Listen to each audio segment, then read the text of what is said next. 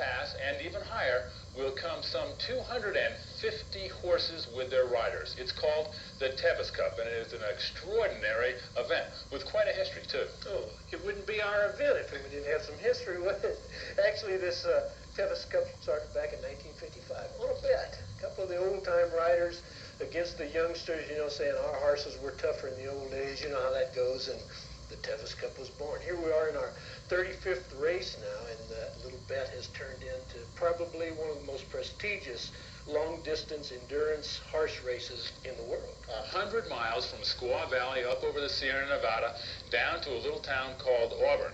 But it is not just a race for who comes in first. These people who run this event take a great deal of consideration for the horses themselves. It's a dual competition. They take and register, the horses are checked, tack is weighed. Rider and gear must weigh a minimum of 165 pounds. The scene is set for the longest day, another great American event. Yeah, Kim, these horses are going to be checked thoroughly before the beginning of the race, and if the vet feels that the horse is not in good enough condition to race, he's going to be eliminated. No horse is allowed to compete unless they're in top physical condition.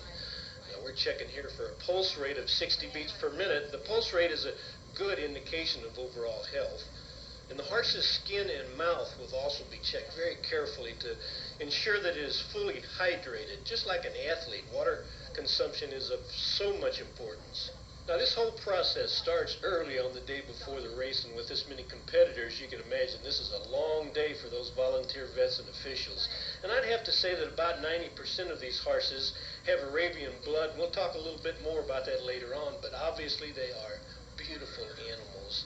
Another part of the inspection requires the rider to show the vet the horse's gait or stride. And here we're checking for maybe a stone bruise or any sign of lameness. And when all these requirements are met, the horse and the rider are going to be approved and assigned a number which will be able to follow them throughout the race. The measurement of the horse's shoe is going to be taken before the race begins also, so the farriers will know in advance the shoe requirements to kind of hurry things up out on the trail. Ah, the trail.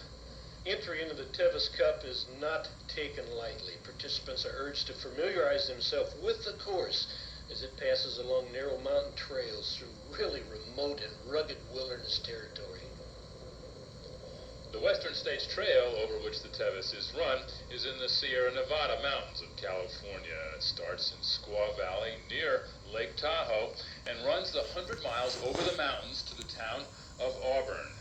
Squaw Valley, an Olympic training facility now, but site of the 1960 Olympic Winter Games when we first won a gold medal in ice hockey against the Soviets. The race itself begins in the still, chilly dark of a mountain morning, rider and horse eerily illuminated by the night skiing lights of Squaw Valley. From just above the valley where the race begins, it heads over to Robinson Flat, up and down some steep ridges there, then to Michigan Bluff, to Forest Hill, Francisco, and then on the way into Auburn by the famous No Hands Bridge. The hour of the wolf. 1 minute before start, horse and rider ready for 24 hours and 100 miles.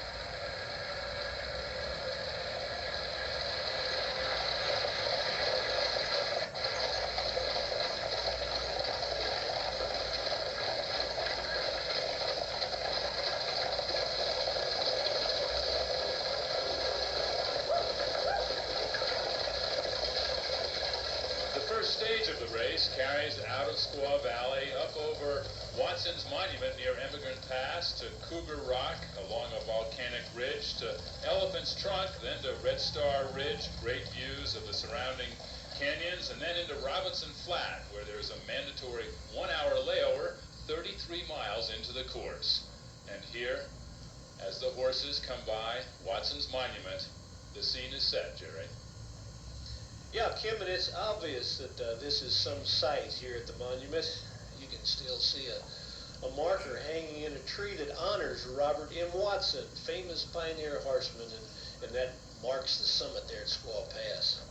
Now, the California section of the ride remains just as Robert Watson and many other early pioneers left it. The No paved roads or fences. The paths have been cleared by the hooves of horses or mules or maybe the boots of some of the early settlers that crossed the great barrier of the mountains.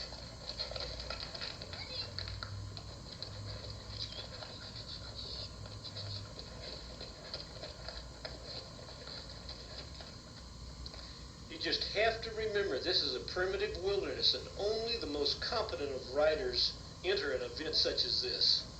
And our first real obstacle, Cougar Rock, is just ahead of the competitors. It takes time to get over a giant boulder such as this, and the later you are reaching it, the further back in line you are to continue. And now, Kim, I'll bet you anything that the first handful of horses to reach this point probably picked up 15 to 30 minutes of time because the wait was at a minimum.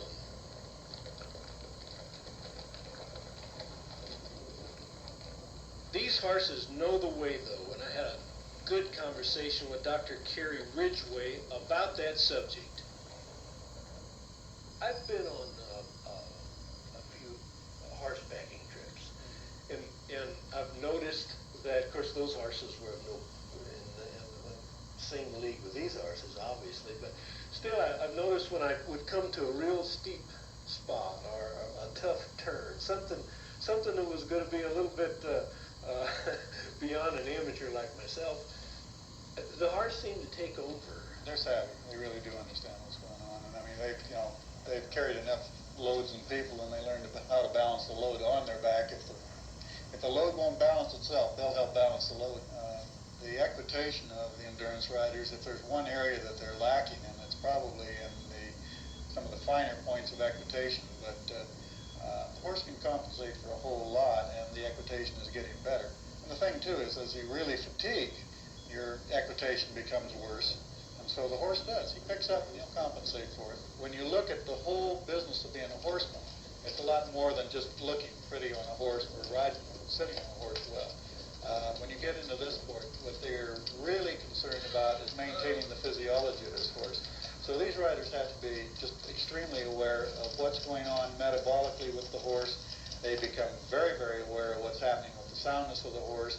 They do know things that in terms of knowing when to change their diagonals to, if you have a horse that is having a problem, say, with a right front leg, you'll switch to the left front diagonal, things of this nature.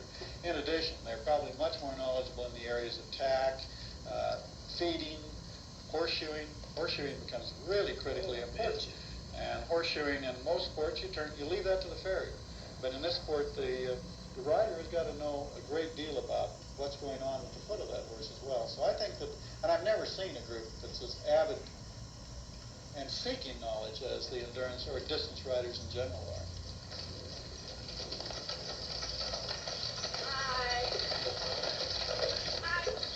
Well, Jerry, having spent a bunch of time in the mountains, some of it on a horse, one of the things that's always amazed me is the ability of these four-legged animals to negotiate the terrain, their ability to perch on narrow trails and clamber over the sharpest of outcroppings.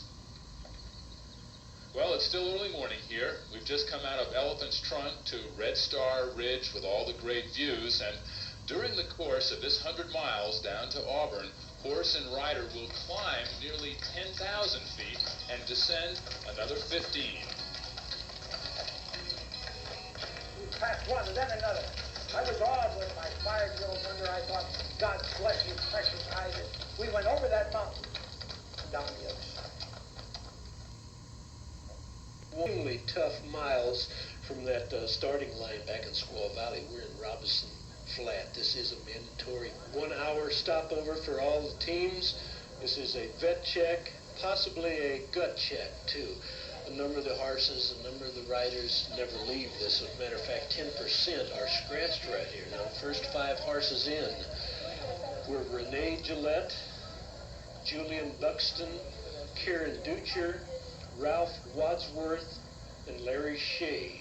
Tradition has it that one of the first horses into this checkpoint never makes it. Well, as a matter of fact, the very first horse, Renee Gillette, was scratched right here. The problem is that it's a nice cool morning and everybody runs possibly a little bit too hard.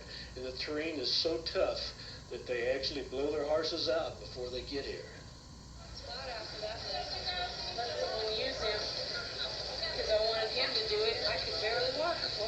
God, why is this happening? It never happened on the other rides.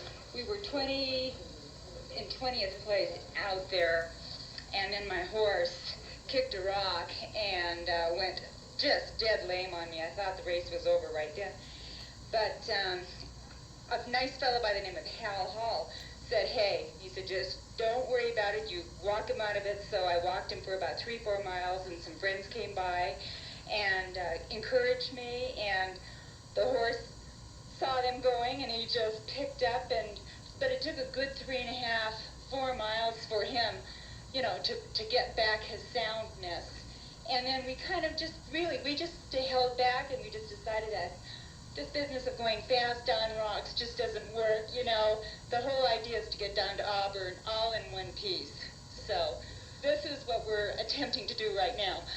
It's not a life-threatening thing. This is kind of a minor thing. Now, there's a number of courteous, concerned veterinarians at each vet checkpoint, and anytime there's a health question, the riders can give their opinion, knowing that the vet has the final say-so. I understand. My girlfriend doesn't, but I... And we're about 32 miles from the start here. They have a real tough climb over the mountains to get down into this nice meadow. The first few horses, we had several of them that were asked not to go on because of lameness problems. Nothing severe, but there's no hurt ones, no real bad sick ones. Do the riders object to that, or they agree with you most of the time? Most of the time they agree. Sometimes in the heat of competition and the emotional stress that they're under, they don't seem to see some of the things that we do, so they're a little reluctant to believe what we say, but usually after it's all over, they're glad that we stopped them so they didn't have an injury that progressed. I understand there's approximately 15 vets working today, and during the race, those 15 will be spread out through the different checkpoints. That's correct. We try and keep our men ahead of the horses, and so they can, all of these men have worked the ride before, and they're using the same checkpoints, so they know how the horses should look coming into that checkpoint at that particular distance into the race, which is a big help. They know what to expect, and they know what's ahead of them that the horse has to do. And if it's a marginal situation, the horse is really tired, and sometimes we feel that they can make it without any harm. Other times we'll say, no, we better stop right here before there's an injury. What kind of a check are you putting each horse through right now? When they arrive here, it's a mandatory 1-hour stop, and we give them the opportunity to work on their horse for half an hour, and they must be bringing the horse back to us within that half hour. They can come in sooner, but they have to have the horse back to us within a half an hour, and we check the pulse and respiration, the attitude, just dehydration, just general appearance, and their soundness at a hand trot. If they don't meet the pulse and respiration criteria, which is 60 for the pulse, 48 for the respiratory rate, if they don't meet that, well, then they're asked to stop. They haven't recovered. The horse is either having a problem or has been ridden too hard coming in here. If he's lame, of course, we don't let them go. Or if they have an accident and fall and have a bad wound or something that will get worse if we let them go on, well, then we ask them to stop because of that. Well, you know, it's very safe to say that this first 30 miles was probably as tough as is on the course. So if they make it to this checkpoint, is it a good bet that they will make the race? No. Unfortunately, this is the tough part, but the cool of the day here, and there's plenty of water in between the start and this point.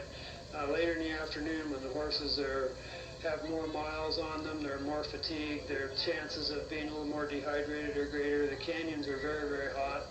Why we lose horses for fatigue late in the day, and then as it cools off, they kind of get a second wind, they feel better, and we do better with our percentage rate. At this point in time, Julian Buxton is our leader. She's come 30 miles, but she has 70 to go. Obviously, you're very happy with the beginning here, but gosh, it's such a long way to go. I know. Well, we're a third of the way through, so you have to keep looking at it that way. Oh. And Julian is the first one out of this point and on her way to Michigan Bluff. First one out, huh? the route over the Sierra Nevada mountains from the gold mines in California to the silver lode of Nevada. Along the way, there are enough obstacles and gut-wrenching ups and downs, peaks and valleys to test the strongest body and bravest heart of horse and rider alike. Does anyone have an advantage?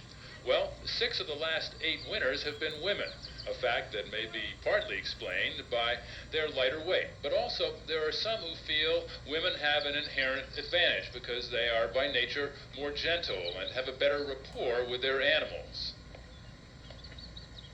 Out of Robinson Flat, we head up to Swinging Bridge, and from there to Devil's Thumb, along to Deadwood, and then down into El Dorado Canyon, and out of the canyon up onto Michigan Bluff, where there's a 1-hour layover, about 27.5 miles in all, with a total descent of over 6,100 feet and a total ascent of 4,250. The birds are our best companions here along Swinging Bridge in late morning. The riders and horses are into their rhythm now. They're pulling into themselves, and there's time to contemplate their surroundings and maybe even remember why they chose to do all of this anyway. Well, I heard about this thing better than 35 years ago when they first started, and I thought that would be the greatest thing in the world to do something like that. And then I got married and had kids and everything, and I just didn't realize when I started this ride that this was the ride I had heard about. And first time I did it was on a little Appaloosa mare that I had borrowed. And I didn't have her very long, and we got through this ride, and it just was kind of a special thing to me.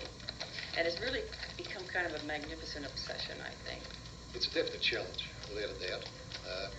The idea is to do the distance with minimal stress on your horse over all sorts of various terrains. And this particular ride is, well, as everyone knows, it's the original endurance ride, and I think it was going to stay with that reputation, because there's certainly nothing in Australia to equal this environment here. There's spots where you're riding where you can put your hand in front of your face and you're going at a full bore with just the trees brushing through your hair, and you can't see anything. You just put a lot of trust in your horse that he's good. This trail is just incredible to ride because there's views in all directions. It's really, really hard. It's probably one of the roughest races in the world to do, and 100 miles in one day is really an accomplishment. And the charm of it is kind of what part of the challenge is, doing that and accomplishing it and being able to enjoy it as much as we all do when we do it. We have to enjoy it, else we wouldn't be back. I really think it's a third horse, a third rider, and third plain luck on this ride. And the rider has to do his homework in getting the horse ready. And then from there on, you need a lot of luck out there. Things have to go right for you.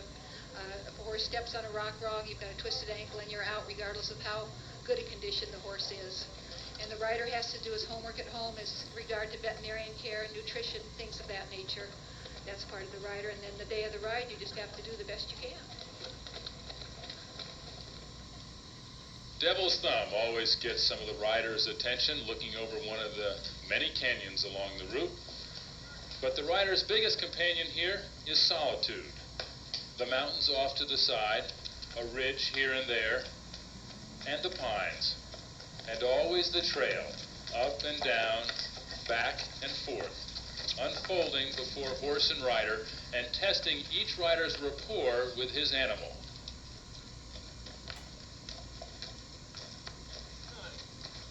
No hands might seem risky to the neophyte rider, but for these experienced riders who have spent so much time on their mounts, it's standard practice, even in the mountains. Kind of interesting, you may have noticed that there are mostly English saddles. That's principally because they are lighter than the traditional Western saddles. And every once in a while, it's difficult to tell who's pulling whom. Also, the riders themselves. In many cases, they will wear tights. You see here, underneath those boots are runner's tights. That's because there are no seams. You'll very seldom see Levi's or blue jean material out here because over 100 miles in 24 hours, that chafing can get very, very aggravating.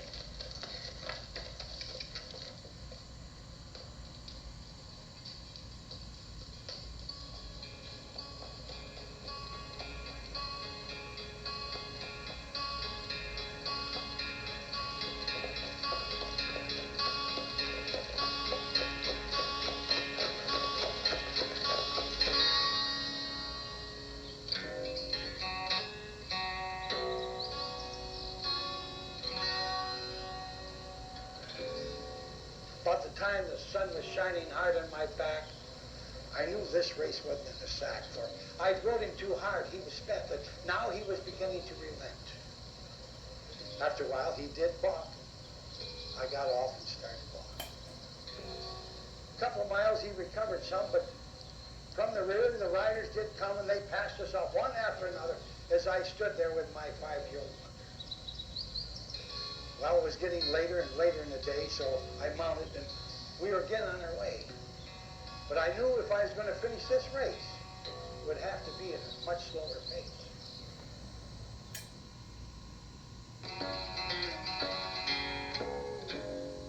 Julie, that's quite an extraordinary belt buckle, 1,000 miles in 10 days. Once you have done this ride 9 times, then you do it a 10th, you get your 1,000-mile buckle. When I have done it 20 times, which I hope this year will be my 19th and next year my 20th, then I should have the first 2,000-mile buckle ever issued. Why not just ride across the country and be done with it? No, this is it. This is the greatest thing on earth. I love it. And well, she should, because Julie is a wonderful lady, and this is a terrific story, really, because she's a 65-year-old grandmother from Squaw Valley, California, and she's riding in her 25th Tevis Cup. She's won the Haggin Cup. That's given to the rider whose horse finishes in the top 10 and in the best physical condition. She's won that a record 3 times. 2:36. But as Julie comes into the checkpoint, there's some difficulty because she's twisted her ankle badly. Somehow her ankle has gotten caught in the brush along the way and she's twisted it. Her horse is doing wonderfully, but Julie is in a great deal of pain right now, and riding has become pure torture. I can add an A Spanish.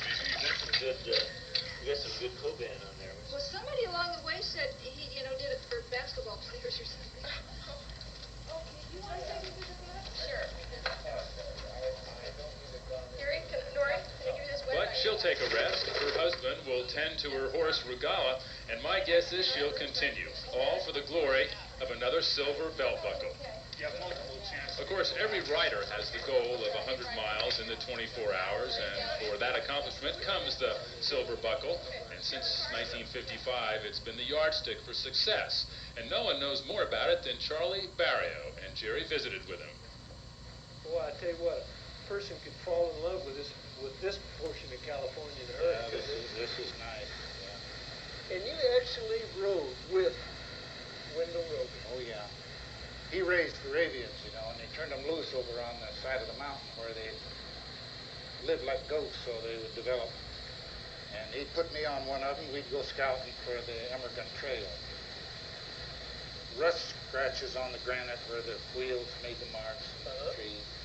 You were looking for some history, wasn't you? Yeah, that was his thing, was history, marking the trail.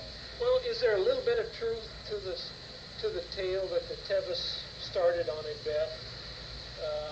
Yeah, according to Wendell, it was one of his relatives. Wendell said that the horses of today were just as good as they had in the old days.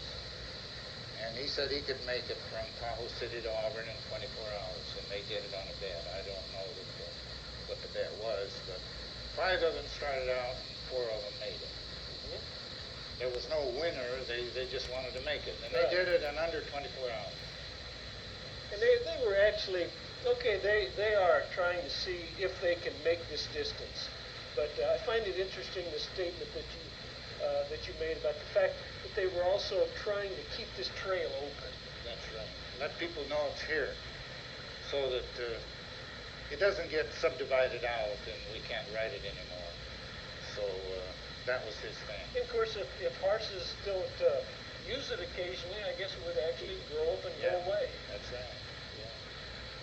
So, well, at what part of the 35 years here did you become the unofficial, official photographer? Well, I was taking pictures before the ride started with Wendell, and I'd show them in slides at the club meetings and horse meetings. He liked that, and he took pictures too, and we were both kind of historically minded. So when the ride started, there were 40 of us rode up. and met the one-dayers coming through. We spent the night and then came back, and I took pictures of that. It was 1955, color slab. What picture, and this is kind of a toughie because I know you've taken thousands, what picture do you take the most pride in? Well, naturally, it would be one that shows the trail in the country and got the most things in it. It's that picture taken up on the summit with the flag flying and the monument and the horses against the snowbank. And I always liked that picture. That's why I put it in the calendar. In your calendar? Yeah. Well, I got another tough question for you here. Are the horses better today than they were then? I don't know. We need to make a bet. he said it's good, and I guess they're as good. They definitely are. Yeah. And I guess this race has really developed into something magnificent from that point. Yeah, it's taught the people a great deal, and the veterinarians. Everybody's learned from it, because a lot of people didn't. The fellow that made it in real good time, somebody said, well, the horse has only got one good 100-mile run in him. The next year he came back and did it again. So as long as you take care of them, they keep going. And everybody is doing their best to care for their horses. This is Deadwood, halfway home, but no one has any delusions about which half is the toughest. The next half will make the difference, and we'll be back to the Sierra Nevada mountains in just a minute. Stay with us. Oh, God. Getting later today, huh? Yep, you got it, Jess. Go for it. Okay, great. Okay. Well, it's midday here on the trail of the Tevis Cup. And the front runners are nearly 50 miles from that start point way back at Squaw Valley, and now are nearing Michigan Bluff. Squaw Valley seems like such a long time ago. The front runners are approaching this checkpoint. First in here at Michigan Bluff, Larry Shea on Sur Serif and Julie Buxton on Bini Ami. And it looked to me like it was pretty much of a neck-to-neck situation there, while the rest of our competitors may be strung out as far back as 15, 20 miles on the course. But remember now, this is a grueling task, and many enter just to compete against the trail. Larry Shea and Julian Buxton neck and neck, and then Ty Wadsworth, Hal Hall, and Linda Rubio.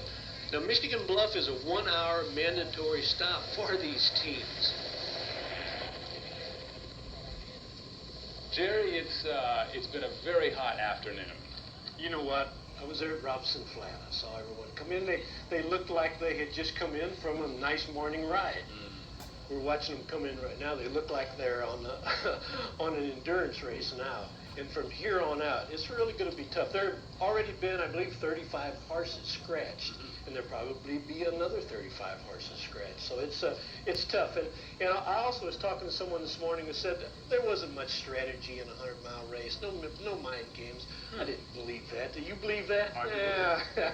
I saw our two leaders out on the trail. Two very personable young ladies, and they're riding neck and neck, talking about insignificant things and trying to act nonchalant. And I know doggone well that one of them knew, or thought they knew, that their horse was tougher than the other was horse, and at some point in time they would make a move. I bet that happens, but can't never tell.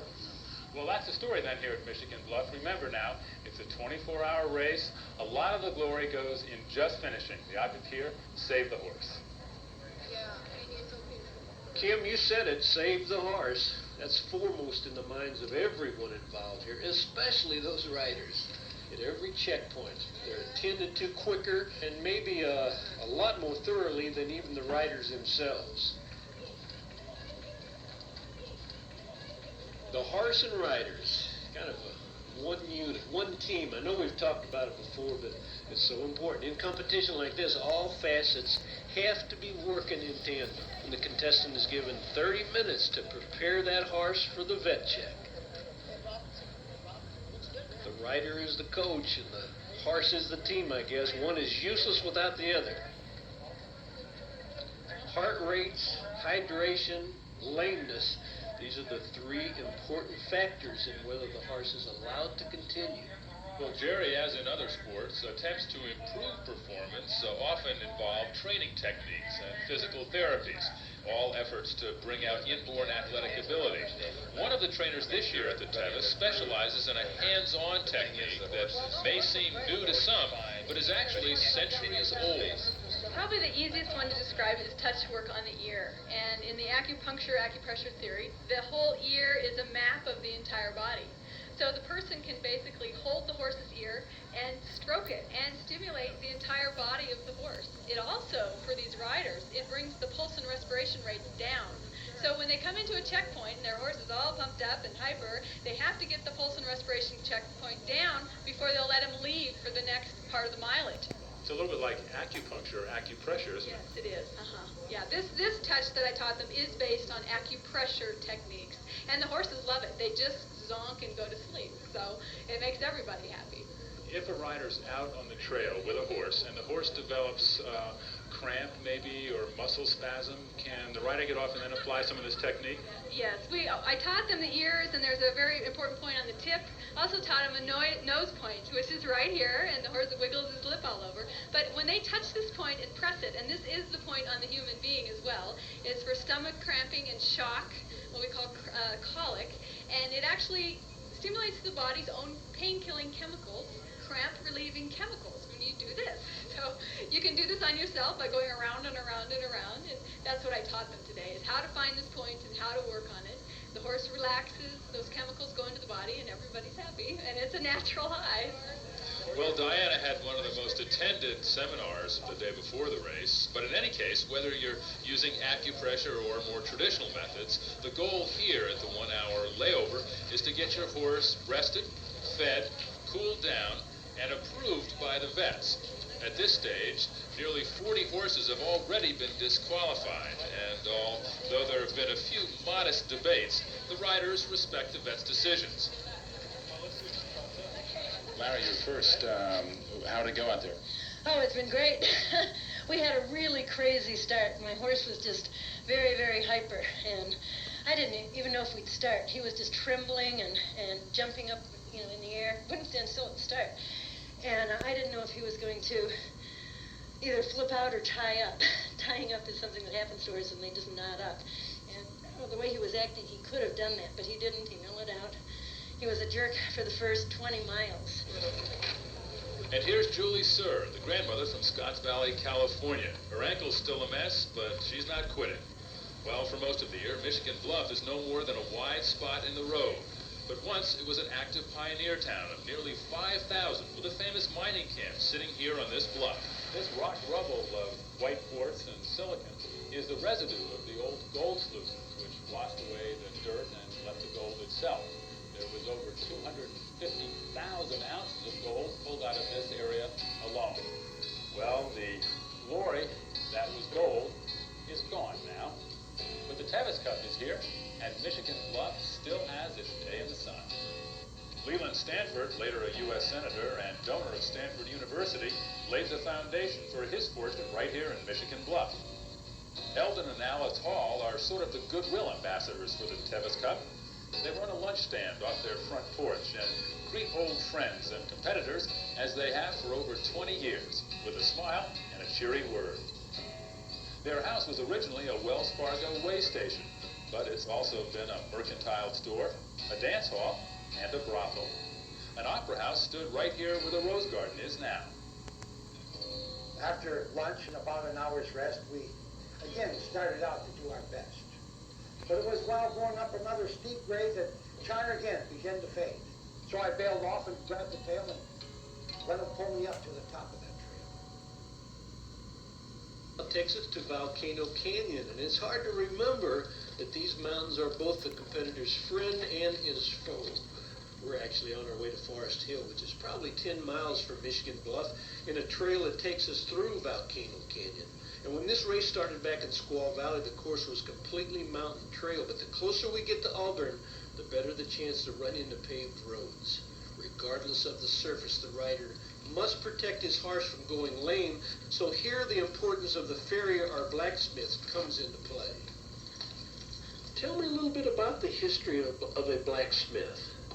Well, originally the blacksmith or farrier was what is today's veterinarian. Because in the old days, the only animal worth keeping going other than killing and eating was the horse. So that's where the blacksmith started. And then later on in history, it branched out into the veterinarian. And today we have blacksmiths that do ornamental ironwork, and then we have farriers who do the work on horses. We might be saying right here that a farrier is, well, as at least as important, especially in this race right here, as the veterinarian. Well, the horses don't do too well without good feed, and that's where the farrier comes in. However, the farriers and the veterinarians work closely together to do what's best suited for the horse. Sometimes we can spot problems that are going to lead to the horse being pulled later on and solve them by putting a pad on or recommending that they do something to the foot. And a lot of horses are really hard on their feet. The concussion is more than other horses, and then they're going to wear the shoes more than normal. So you might want a longer wearing plate on some. Some you want a real light plate. Sometimes you want to change the gait of the horse, give them a little more action in the front, and then you might do a little toe weight. Sometimes you might weight the heel. Depends on the way the horse goes and how you're going to set him up. Well, what the horses wear is one aspect of a winner, but the breed of these animals has been more important here. Predominantly, Arabian horses have won the Tevis Cup 28 out of 34 times. Treasured for their speed, endurance, and disposition, these gallant creatures were first bred by the Bedouin tribesmen of North Africa around 1500 BC. The Arab is the top horse for this game. Why? Probably 2,000 years of selective breeding by the Arabians, by the Arabian people, the desert people. They bred the horses to survive and be mating stock in their little wars between their tribes. And it was the fit survive kind of a situation. And the horse, in those days, the horse was a bit smaller than he is now, but then the people were smaller too. And for 2,000 years, they bred what survived and what could run well and stay sound and do a good job for them, which was to them endurance. The same thing we're doing with them now. Julian Buxton and Larry Shea are still sharing the lead as some of the other riders come in here to Forest Hill. Well, the next section of the course is kind of interesting because it's mostly downhill, but as it turns out, it's quite treacherous. It's called the California Loop. It's narrow and rocky and, as I said, downhill, which at this stage puts a lot of pressure on the fatigued horses. And in the past, this is where accidents have occurred. And finally, at Francisco, most of the riders will arrive here at night. And we'll be back to the Sierra Nevada for the Tevis Cup in just... Said he, hey, brother, you got to get on top and ride him in. That's the only way you're going to win.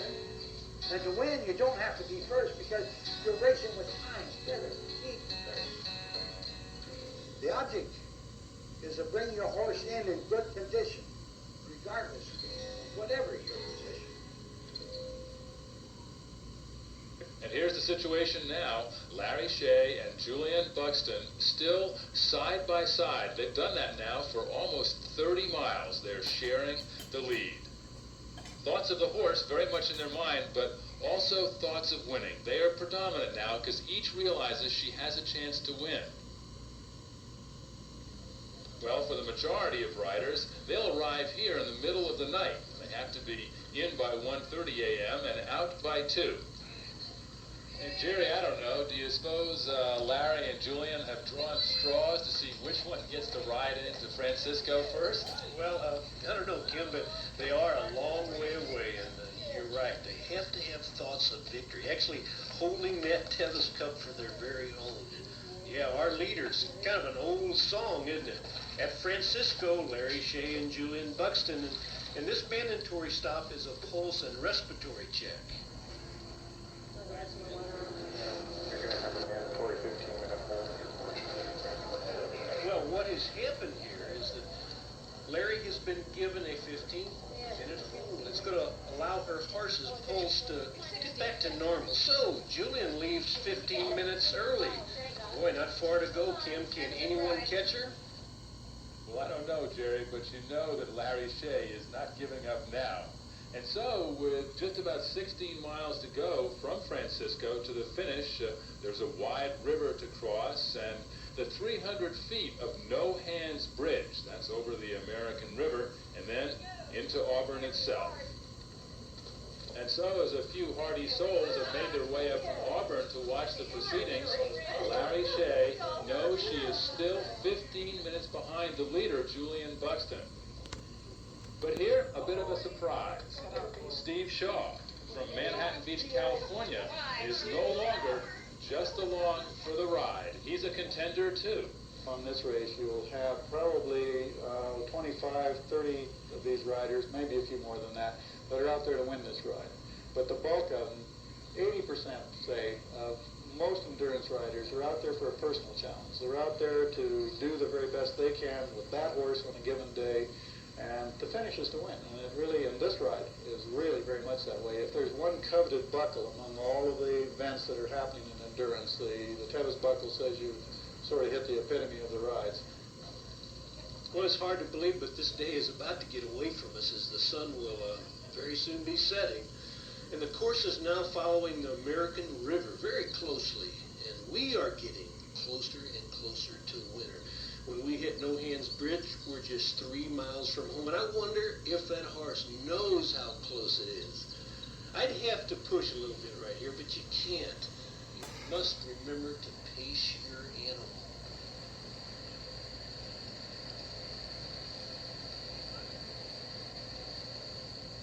There's still time for a rider to allow that animal the courtesy of a cooling moment. Nice and cool.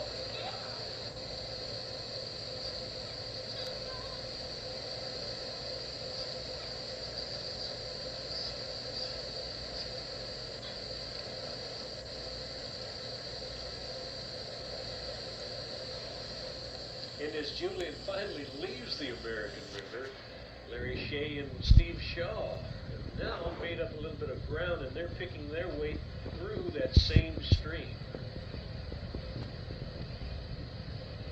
Well, Jerry, I have to chuckle a little bit because Larry Shea and Steve Shaw are not making their way quite so languidly across the river as Julian Buxton did. And so, as the late afternoon passes into the gloaming, and Julie Sir continues her quest for a 19th silver buckle in the dark, the night brings drama at No Hands Bridge. Since the river crossing, Larry Shea and Steve Shaw have overtaken Julian Buxton and are riding side by side across No Hands Bridge in the valley's darkness. As the field of horses stretches back out across the darkened Sierra Nevada, Auburn awaits the Tevis Cup winner for 1989.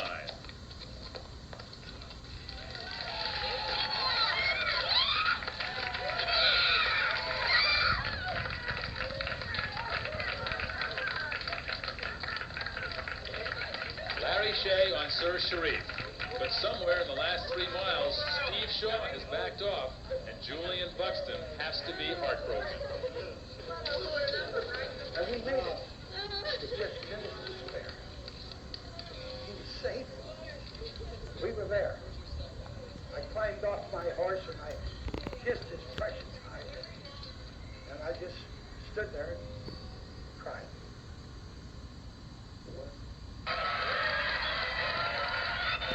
Well, this is a very proud and exhausted Larry Shea now making her victory lap around the Auburn Fairgrounds. And let's take a look at the top 10 finishers and the top 10 qualifiers for the Haggin Cup. And then, I'd like to hear from the winner of a 100-mile endurance race.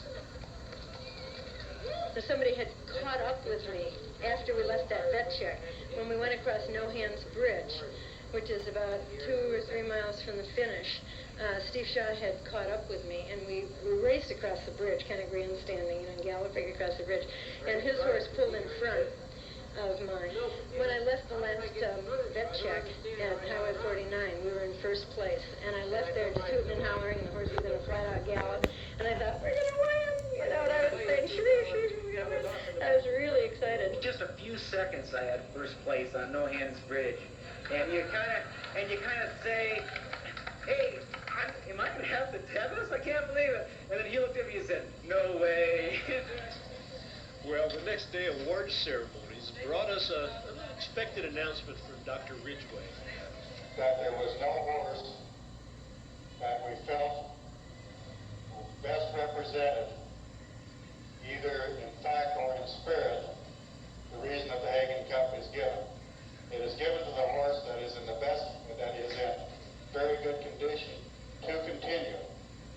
There was no horse that was in trouble, yet we feel that the standard of the Haggin Cup is such that it was not met, that we want horses to finish in superb condition.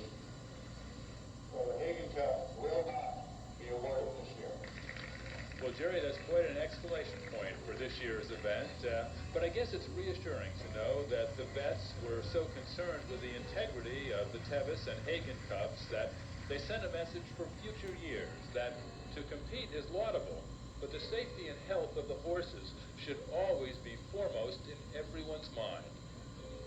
Not to diminish or criticize this year's top 10, but a renewed standard for the future.